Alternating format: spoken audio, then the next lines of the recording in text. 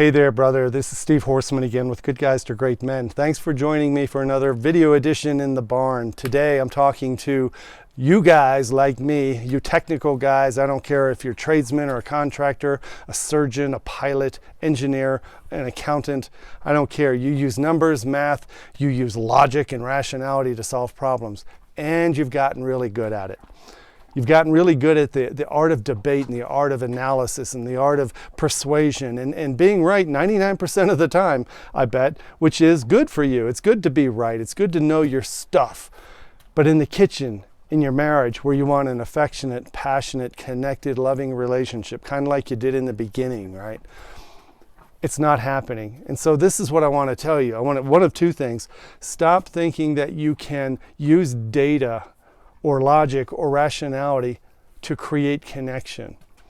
You may think that you're in an argument or you're having a debate or there's some conflict, but I'll tell you, your mind has to say whenever tension starts building in your relationship with your wife, it's not about the thing she's talking about. What she really wants to know is, can we be a guy who understands that we are not at work when we are at home, being at work where we're giving direction and leading and commanding troops, right? Solving problems, being right most of the time.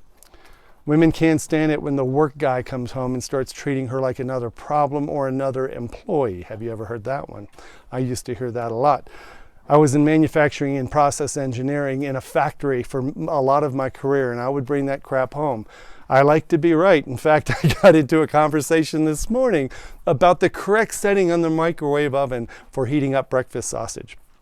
Oh my God. It was about 10 seconds where I found myself going down that rat hole of describing the finer points of the auto reheat feature and how it works. All she said was, okay, never mind. And what that told me was that she was wanting connection. She wasn't trying to tell me how stupid I am. She was trying to be helpful. She was trying to give me her opinion or just give me her perspective or point of view, but I saw it as potential conflict.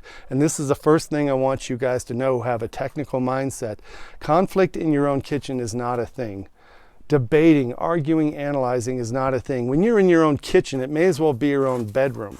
This is where connecting, understanding, listening, laughing, playing, flirting, this is where we're supposed to be when we're at home, not at work. So that's my first piece of advice for you. The second piece of advice goes a little bit deeper. Do you remember when you first met? Do you remember when every little thing she said, every little disagreement, every little thing you found out about her was kind of charming, kind of endearing? You had a certain level of ignorance there about being right or wrong or having to win an argument. It wasn't your motivation. You felt something different. And yes, that's the honeymoon period, but there's something else also going on. In the beginning, there was a certain amount of grace. There's a certain amount of naturalness. There's a certain amount of benefit of the doubt and love and respect that is given naturally and automatically in the beginning of a relationship. And as relationships mature, you think they would get better. But I believe as relationships mature, we get more insecure. We get more immature because we start looking at all the little things that somehow threaten us, our sense of righteousness, our sense of justice, our sense of right and wrong. And because that happens, we find ourselves acting more like a 13-year-old when we're 50, instead of acting like the graceful 21-year-old we were when we met the woman we were married to. And so I want you to think about that. I want you to think about, what if, despite your credentials, despite your authority and your credibility, despite all of that, can you go back into just being a guy who respects and loves this woman? Can you go back without having the analysis go on about what's going on here and how do I fix this and how do I be right? How do I prove her wrong? Can you do that? Can you go back to grace? If you can try this for the next 48 hours, that's my challenge, a 48-hour challenge. That's almost too long. I was going to say 24. Make it 2 days. Make it the weekend. 2 days of everything that happens, even a driver who cuts you off. Try to assume the best. Remember when everything she said and did was okay and it wasn't a threat to you and it didn't spark an argument. Try that. Try it in the kitchen, in the living room, on the couch watching TV, in the bedroom. Try that. Giving that benefit of the doubt, giving that grace.